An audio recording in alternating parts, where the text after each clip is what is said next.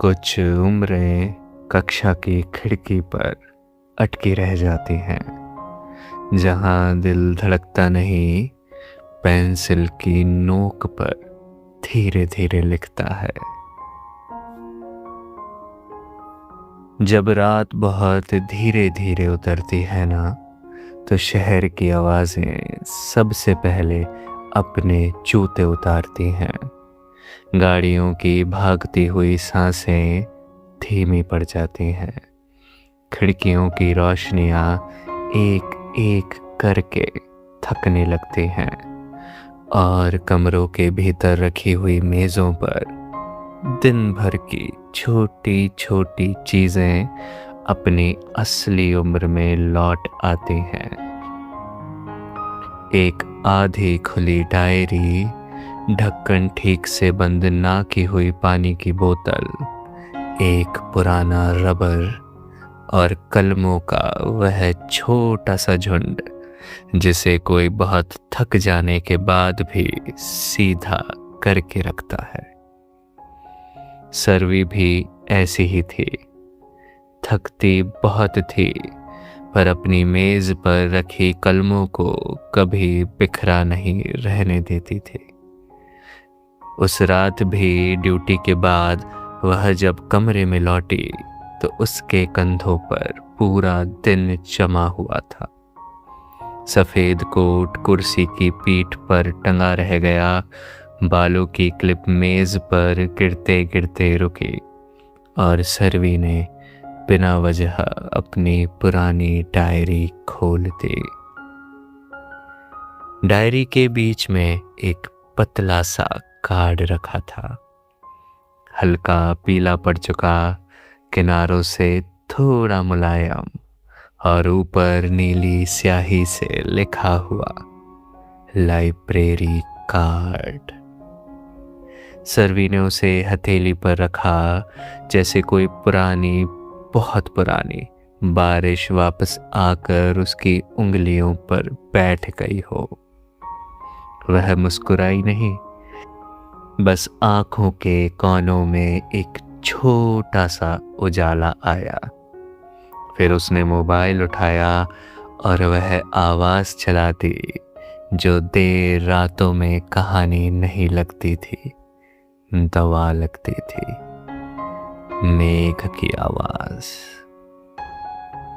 मेघ बोला, आज एक कहानी सुनो सर्वी। बहुत पुरानी नहीं, बस उतनी पुरानी जितनी पहली बार किसी का नाम कॉपी के आखिरी पन्ने पर लिखकर मिटा देना।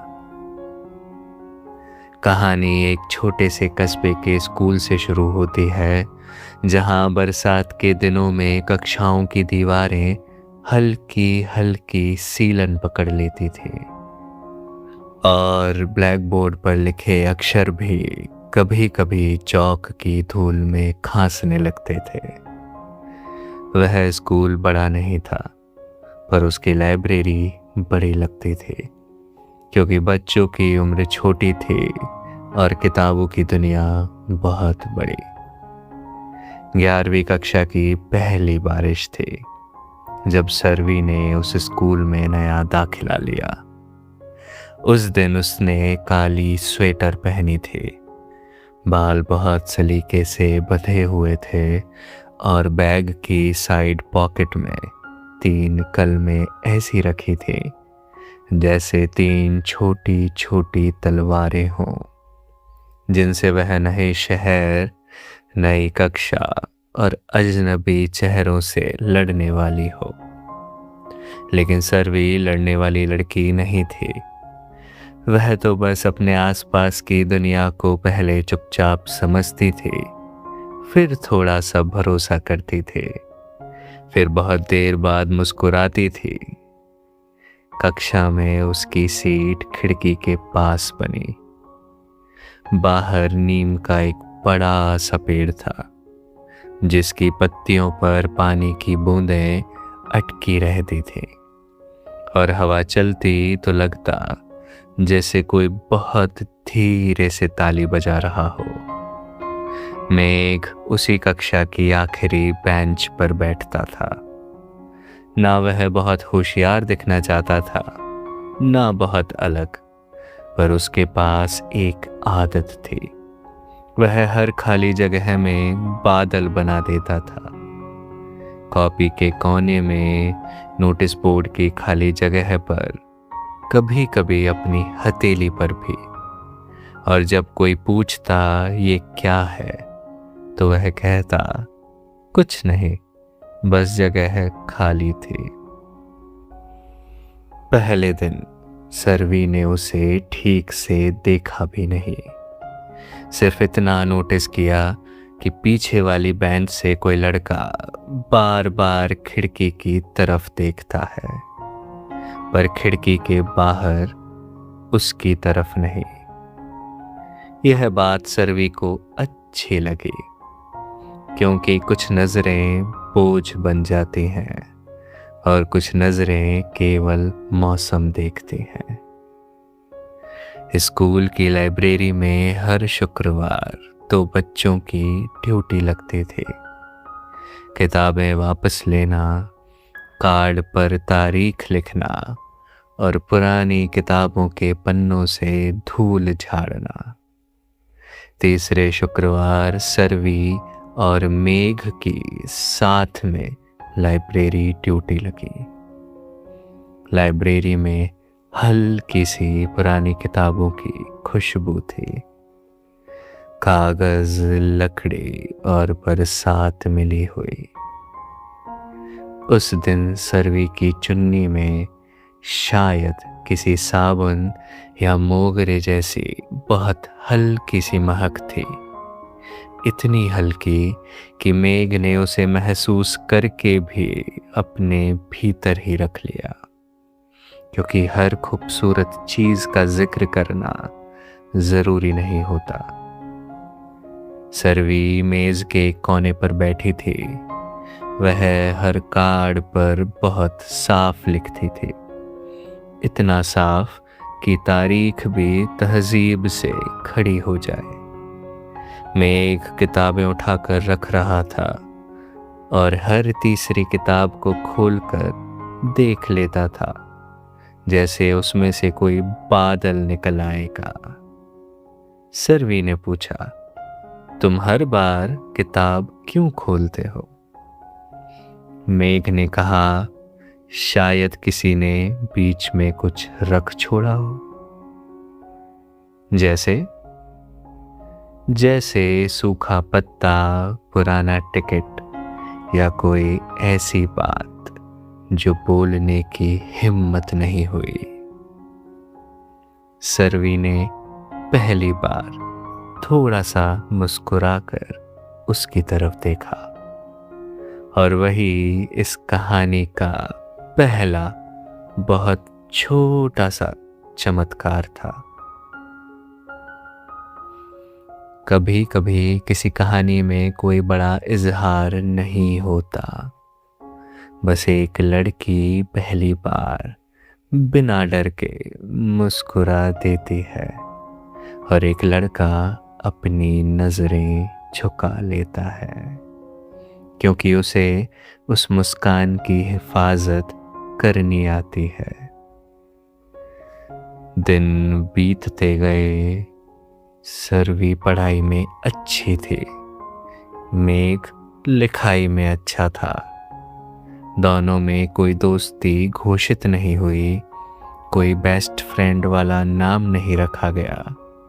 बस कभी कभी लाइब्रेरी में तारीख वही लिखती, किताबें वह सजाता और बरसात बाहर अपना काम करती रहती। एक दिन अर्धवार्षिक परीक्षा थी, हिंदी की। सरवी ने बैग खोला तो उसकी नीली कलम नहीं मिली। दूसरी कलम की निब टूट चुकी थी, तीसरी की स्याही खत्म। कक्षा में वह घबराई नहीं, पर उसकी उंगलियां बैग के भीतर बार बार तलाशती रहीं। तभी पीछे से एक कलम धीरे से उसकी डेस्क पर आकर रुकी, बगैर आवाज, बगैर नाम। पुरानी फाउंटेन पेन थी, गहरे नीले रंग की, थोड़ी भारी, और उसके ढक्कन पर एक बहुत छोटा सा खरोंच का निशान। सर्वी ने पीछे देखा। मेघ ब्लैक बोर्ड की तरफ देख रहा था, जैसे उसे कुछ पता ही ना हो। उस दिन सर्वी ने उसी कलम से पूरा पेपर लिखा। परीक्षा के बाद उसने कलम लौटाते हुए बस इतना कहा, स्याही थोड़ी कम थी पर काम चल गया। मेघ ने कलम ली, ढक्कन बंद किया और बोला, कम स्याही में भी पूरी लिखाई हो जाए तो समझो हाथ सच्चा था। सर्वी ने उस बात पर कुछ नहीं कहा, पर उस दिन से जब भी वह लिखती थी उसे लगता स्याही से ज्यादा जरूरी हाथ का भरोसा होता है। वार्षिक समारोह नजदीक आ रहा था।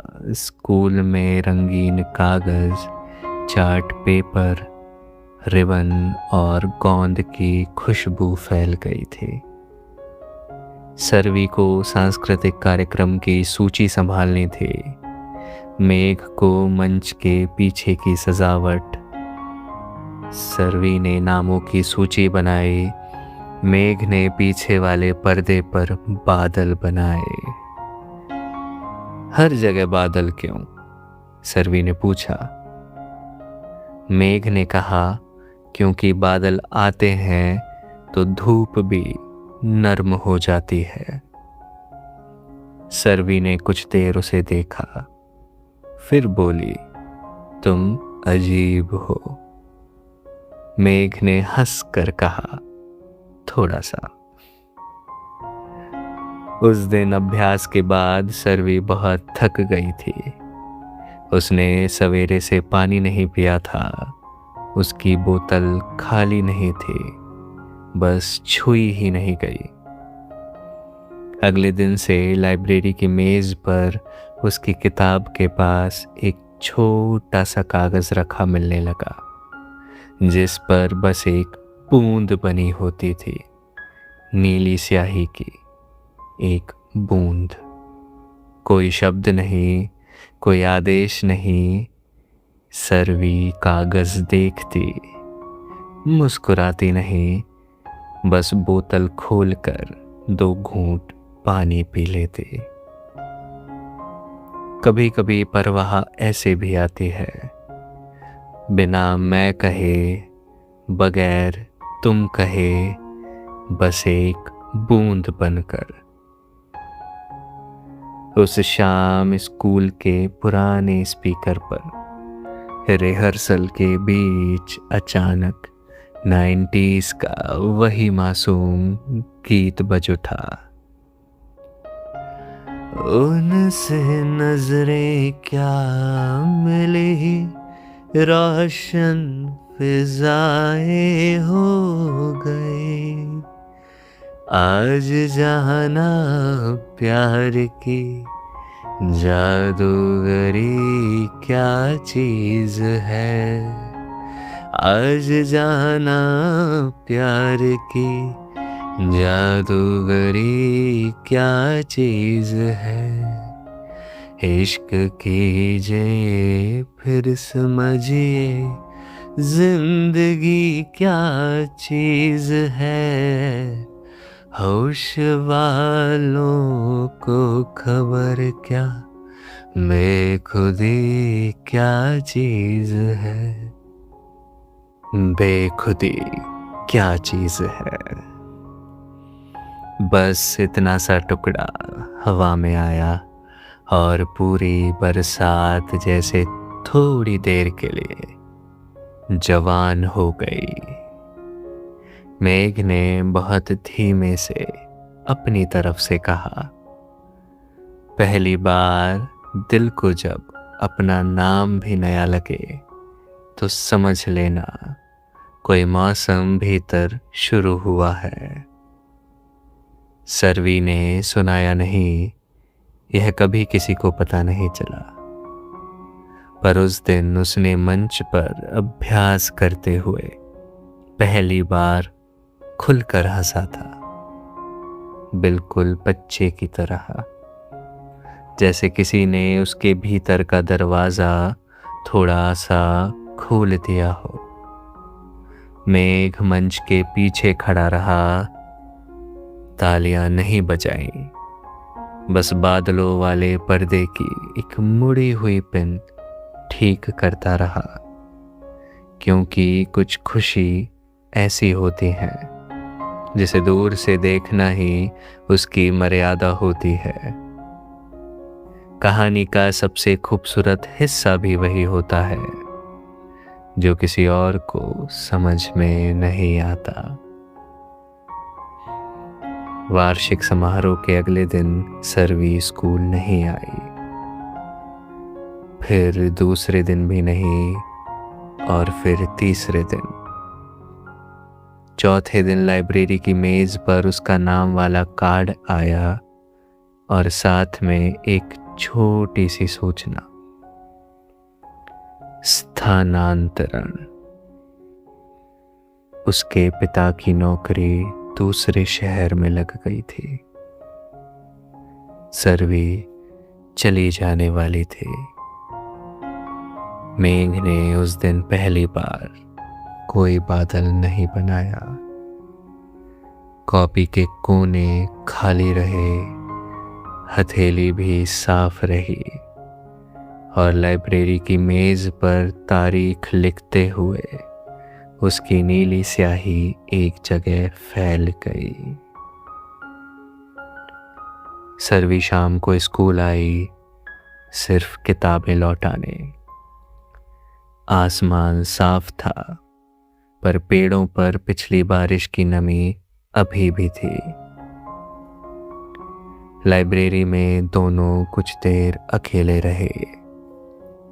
किताबों के बीच बहुत सी बातें थी, पर कमरे में खामोशी थी। सर्वी ने अपनी 2 किताबें लौटाई, लाइब्रेरी कार्ड आगे रखा और बोली, अब ये काम नहीं आएगा। मेघ ने कार्ड उठाया, पीछे की खाली जगह पर नीली स्याही से कुछ लिखा और फिर कार्ड वापस रख दिया। सर्वी ने पढ़ा, उसमें लिखा था, वापसी की तारीख कभी नहीं। वह हंसी नहीं, रोई भी नहीं, बस कार्ड को बहुत धीरे से अपनी डायरी में रख लिया। मेघ ने अपनी वही फाउंटेन पेन उसकी तरफ बढ़ाई। ये रख लो, तुम्हारी है। अब तुम्हारी लिखाई ज्यादा अच्छी है। सर्वी ने कलम नहीं ली। वो बोली, फिर तुम क्या लिखोगे? मेघ ने खिड़की के बाहर देखा, जहां नीम का पेड़ खड़ा था, और बोला, बादल उधार की कलम से भी बन जाते हैं। सर्वी ने कलम ले ली, और शायद उसी पल दोनों ने समझ लिया कि कुछ लोग जीवन में लंबे समय तक साथ नहीं चलते, बस चलने का तरीका बदल देते हैं। जाने से पहले सर्वी ने पूछा, तुमने कभी सच में कोई चिट्ठी रखी है किताबों में? मेघ ने कहा, हाँ। किसके लिए? सर्वी ने पूछा। मेघ ने बहुत धीमे से कहा, जिसे मिलनी हो उसे मिल जाती है।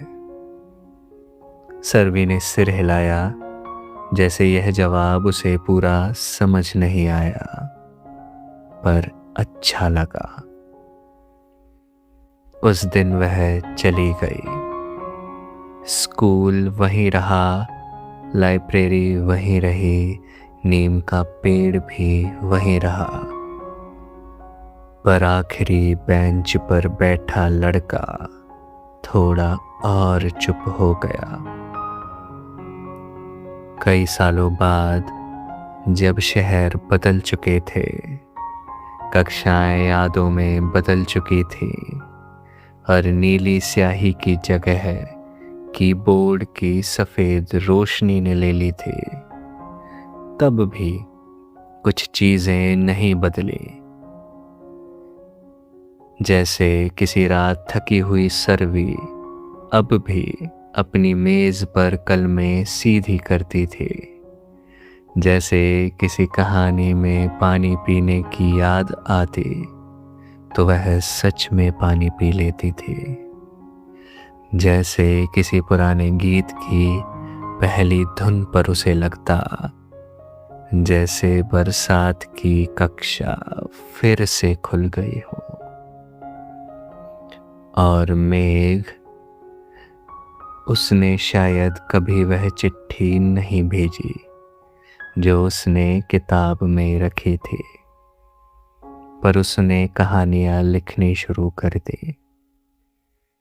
ऐसी कहानियां जिनमें कोई नाम सीधे सीधे नहीं होता था, पर कुछ लोगों को लगता था जैसे यह कहानी उन्हें जानती है।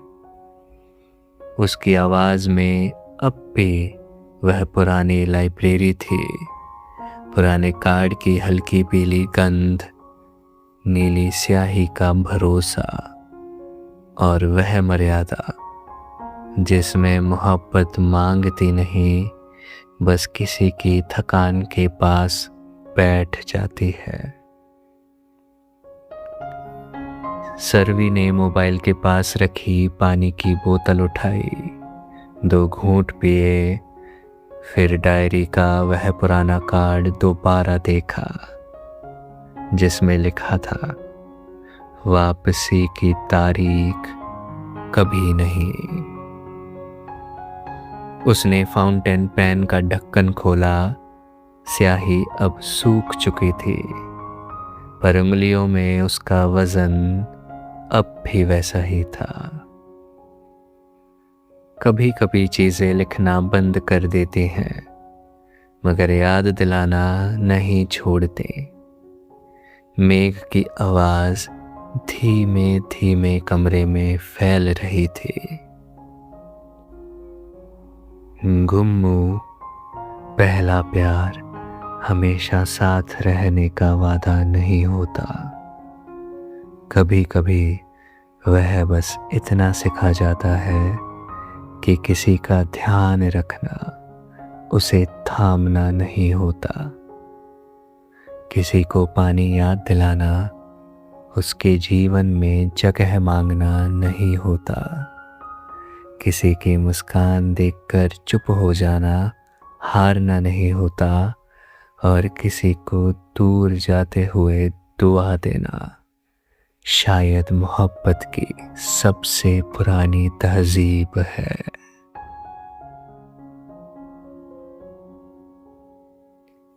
सरवी की पलकें भारी होने लगीं। मेज पर डायरी खुली थी, लाइब्रेरी कार्ड उसके बीच में रखा था और नीली कलम उसके पास। कमरे की खिड़की से बाहर बादल नहीं थे, पर चांद के पास हल्की सी धुंध थी, जैसे कोई पुराना लड़का अब भी आसमान के कोने में बादल बना रहा हो। सरवी ने आंखें बंद की और बहुत धीमे से मुस्कुराई। कहानी अभी बाकी थी, पर उसे नींद पहले आ गई। और जब सर्वी सो गई, मेघ ने कहानी बंद नहीं की, क्योंकि कुछ लोगों को नींद तक छोड़कर आना पड़ता है।